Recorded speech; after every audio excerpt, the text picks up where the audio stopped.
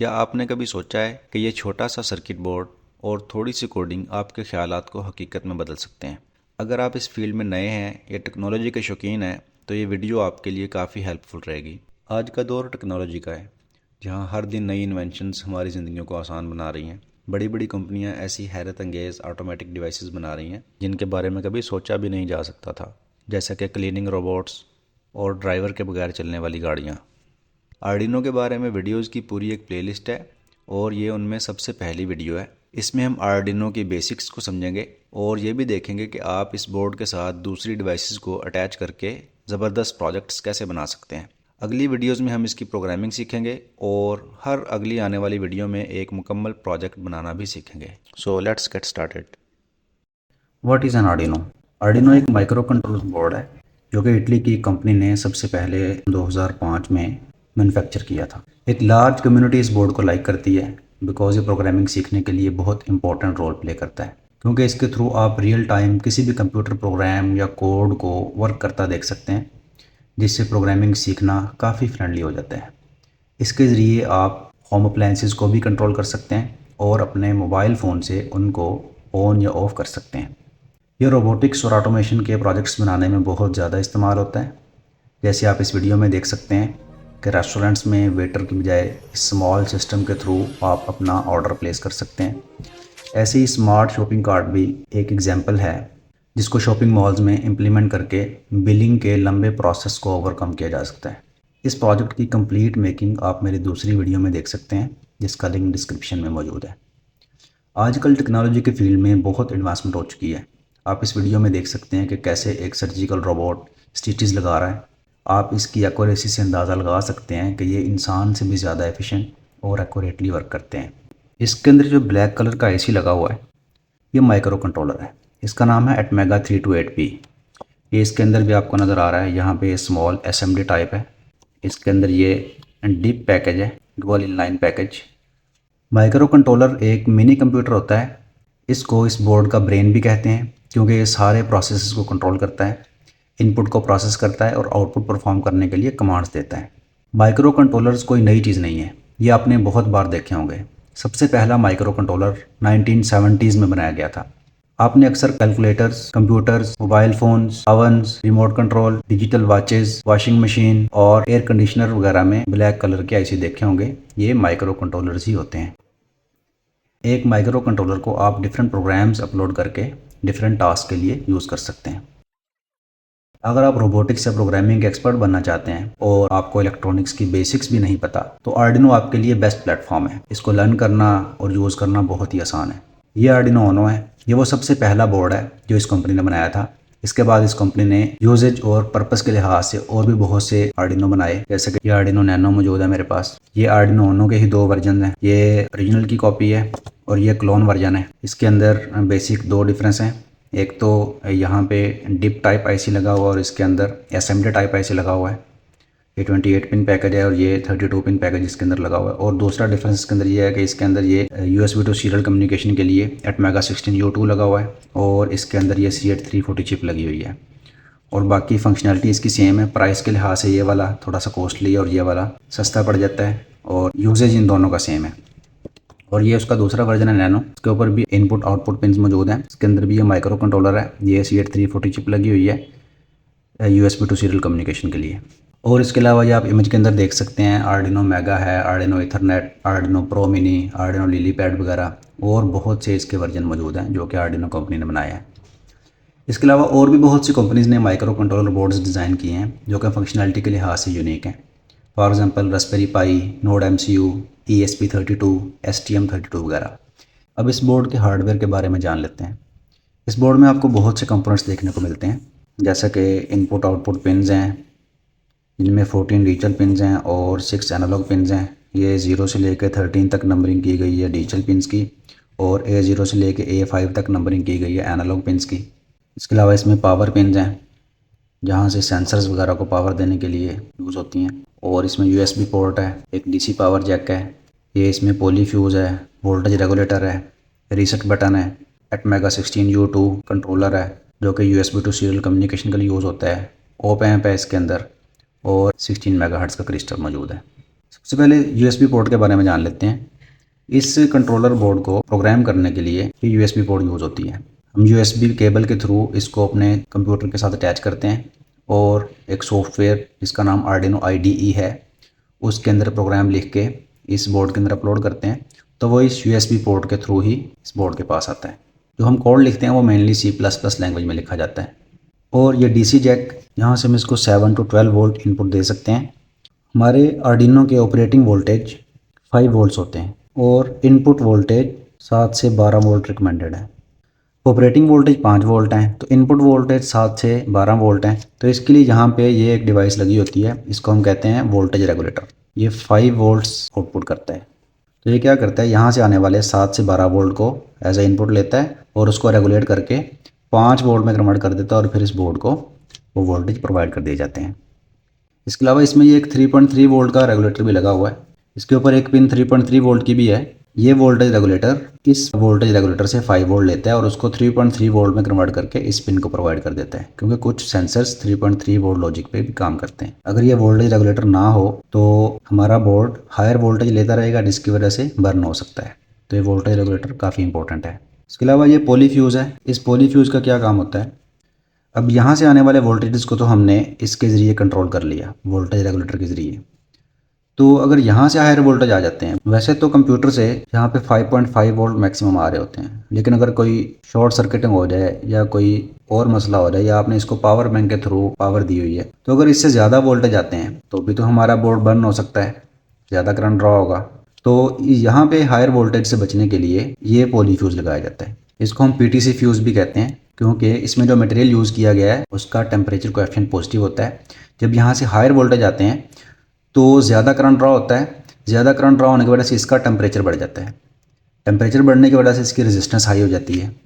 Temperature बढ़ता है तो रेजिस्टेंस भी हाई हो जाती है। जब रेजिस्टेंस हाई होती है तो फिर करंट कम फ्लो करता है और इस तरीके से इस बोर्ड को प्रोटेक्ट करने के लिए ये पॉलीफ्यूज यूज़ होता है। इसके अलावा इसमें ये ऑप एम्प लगा हुआ है, ऑपरेशनल एम्पलीफायर। ये यहाँ पे एज कंपैरेटर वर्क कर रहा है।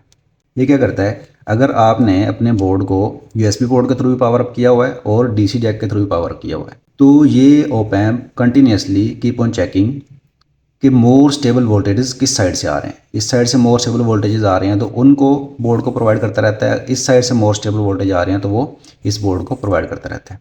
इसके अलावा इसमें एक क्रिस्टल ऑसिलेटर मौजूद है। ये 16 मेगाहर्ट्ज़ फ्रीक्वेंसी की पल्सेस जनरेट करता है, जो कि माइक्रो कंट्रोलर के लिए काफ़ी इंपॉर्टेंट होती हैं। इसका पर्पस उन टास्क्स को सिंक्रोनाइज़ करना होता है जो टाइम डिपेंडेंट हो, और टाइमिंग फंक्शन जैसा कि डिलेज या मिलीज फंक्शन को जो कि टाइम कैलकुलेट करने के लिए यूज़ होते हैं हमारे बोर्ड के अंदर, तो उनके लिए भी इस क्रिस्टल ऑसिलेटर की काफ़ी ज़्यादा इंपॉर्टेंस है। ये जो ब्लैक आईसी लगा हुआ है यह है ATmega 16U2। ये एक माइक्रो कंट्रोलर है। इसको प्रोग्राम किया जाता है कि USB से सीरियल कम्युनिकेशन करवाए। कुछ क्लोन वर्जन्स में इसकी बजाय C8340 चिप देखने को मिलती है। ये C8340 चिप देख सकते हैं आप यहाँ पे, जबकि ओरिजिनल्स के अंदर या फर्स्ट कॉपी के अंदर आपको ये ATmega 16U2 माइक्रो कंट्रोलर देखने को मिलता है। इन दोनों का पर्पस सेम है, USB टू सीरियल कम्युनिकेशन। क्योंकि ये जो माइक्रो कंट्रोलर है हमारा, इसका नाम है ATmega 328P। ये USB पोर्ट से डायरेक्टली कम्युनिकेट नहीं कर पाता, तो USB पोर्ट से आने वाला डाटा को UART प्रोटोकॉल यानी कि TX और RX पिन्स के थ्रू इस माइक्रो कंट्रोलर तक पहुंचाया जाता है। तो इन दोनों का सेम पर्पस है, बेशक ये वाली चिप हो या C8340 चिप हो जो कि आपको क्लोन वर्जन में देखने को मिलती है, या आर्डिनो नैनो के अंदर भी आपको यही C8340 चिप देखने को मिलती है। अगर किसी माइक्रो कंट्रोलर में बिल्ट इन USB कंट्रोलर लगा हुआ है तो उसके लिए ऐसे किसी एक्स्ट्रा चिप की ज़रूरत नहीं पड़ती। जैसा कि कुछ आर्डिनो बोर्ड्स में ATmega 32U2 micro controller use होता है, तो उसके लिए एक्सटर्नल किसी भी C8340 चिप या ATmega 16U2 की ज़रूरत नहीं पड़ती, क्योंकि वो डायरेक्टली USB प्रोटोकॉल को रीड कर लेता है। इसमें जो होल्स वगैरह नज़र आ रहे हैं, यहाँ पे आप इनपुट आउटपुट डिवाइसेस को यानी कि सेंसर्स या एक्चुएटर्स को अटैच कर सकते हैं। सो अब ये देख लेते हैं कि माइक्रो कंट्रोलर्स कैसे काम करते हैं। कोई भी रोबोटिक या ऑटोमेशन प्रोजेक्ट बनाने का मकसद ये होता है कि टास्क को ऑटोमेटिकली परफॉर्म करवाया जा सके जो किसी भी ह्यूमन इंटरेक्शन के बगैर हो, जैसे कि autonomous cars, drone, surgical bots, agri bots, इस तरह और भी बहुत सी एग्जांपल्स मौजूद हैं।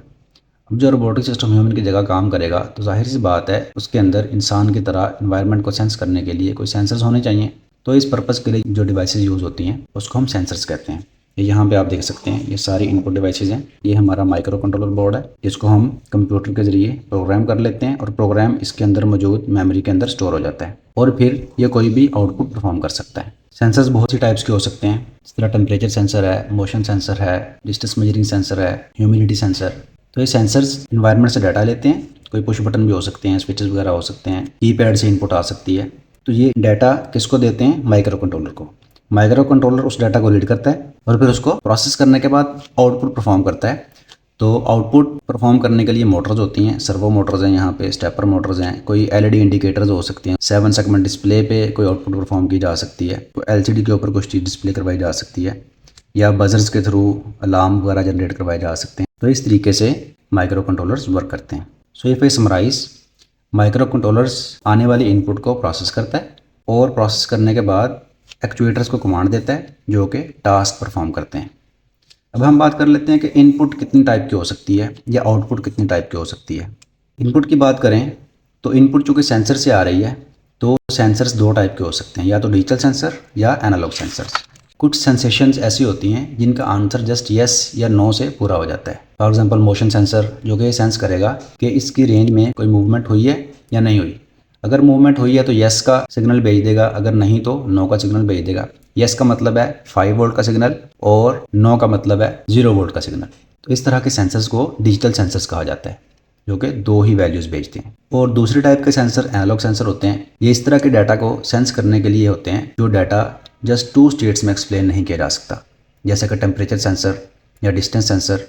टेम्परेचर की भी मोर देन 2 वैल्यूज़ होती हैं, जैसा कि रूम टेम्परेचर 25 डिग्री हो सकता है, 27 डिग्री सेल्सियस हो सकता है, इससे ज़्यादा भी हो सकता है। तो काफ़ी ज़्यादा वैल्यूज़ हैं, 2 वैल्यूज़ नहीं है।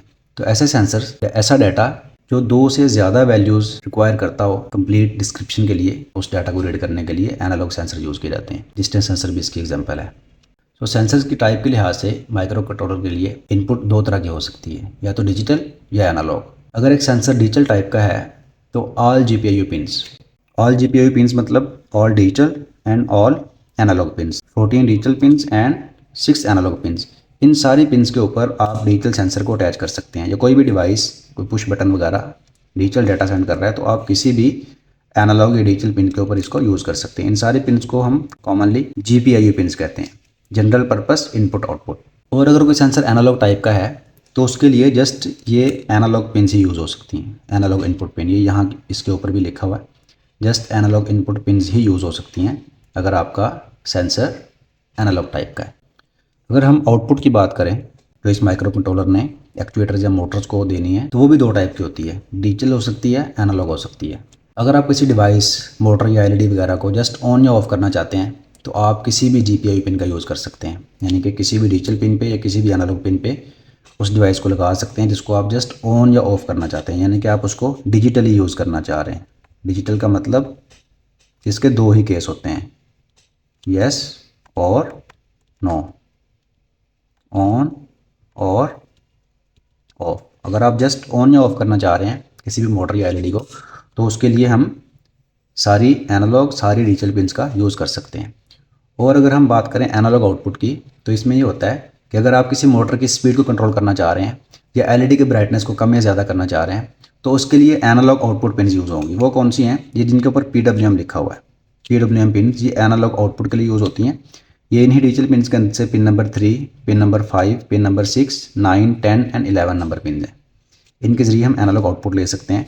अगर आपने किसी मोटर की स्पीड को कंट्रोल करना है या कोई फ़ैन है उसकी स्पीड को कंट्रोल करना है तो उसके लिए एनालॉग आउटपुट पिन्स यूज़ होंगी।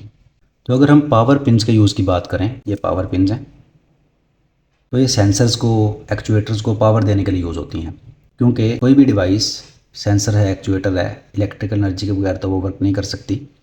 तो इसलिए उसको इलेक्ट्रिकल एनर्जी की ज़रूरत है, तो वो इन पिन्स के थ्रू प्रोवाइड की जाती है। जिस तरह इस बोर्ड के ऊपर 5 वोल्ट और ग्राउंड की पिन्स मौजूद हैं, ऐसे ही सेंसर्स के ऊपर भी 5 वोल्ट और ग्राउंड पिन्स की मार्किंग होती है। तो सेंसर्स को वर्क करने के लिए इन पिन्स के थ्रू माइक्रो कंट्रोलर के साथ अटैच किया जाता है, जिसके ज़रिए वो इलेक्ट्रिसिटी लेता है और फिर वर्क करता है। तो इस वीडियो में हमने आर्डिनो हार्डवेयर के बारे में काफ़ी डिटेल से सीखा है। नेक्स्ट वीडियो में हम आर्डिनो को प्रोग्राम करने के बारे में सीखेंगे और एक स्मॉल प्रोजेक्ट भी बनाएंगे। अगर आपको ये वीडियो अच्छी लगी हो तो लाइक एंड सब्सक्राइब ज़रूर करिएगा, और कोई क्वेश्चन हो तो आप कमेंट्स में पूछ सकते हैं। Thanks for watching.